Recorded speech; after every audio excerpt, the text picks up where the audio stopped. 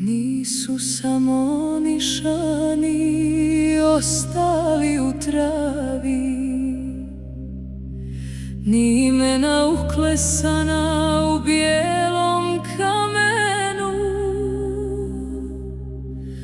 Ostale su majke što šapatom zovu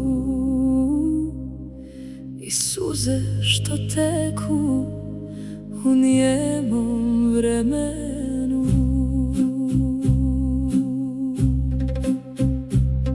Pod brdima gdje maslačci cvjetaju, gdje vjetar kroz tišinu priče nosi, svaki kamen čuva jedno sjećanje, svaka staza korake što vrijeme odnosi.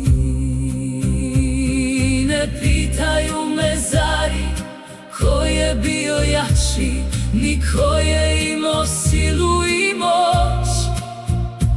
Oni šute, a ta šutnja glasnije govori nego hiljade riječi kroz noć.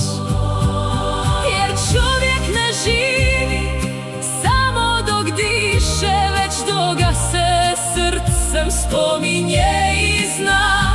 Zato Biljani nisu samo mjesto, već rana, opomena i istina.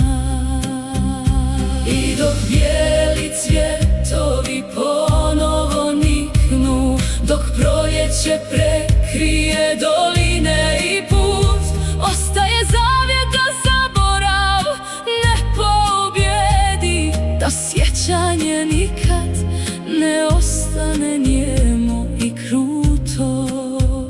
I kad zora nad Biljanima svane, a sunce dotakne nišane i cvijet, neka svaki kamen tiho posvjedoči da nevin život vrijedi cijeli svijet.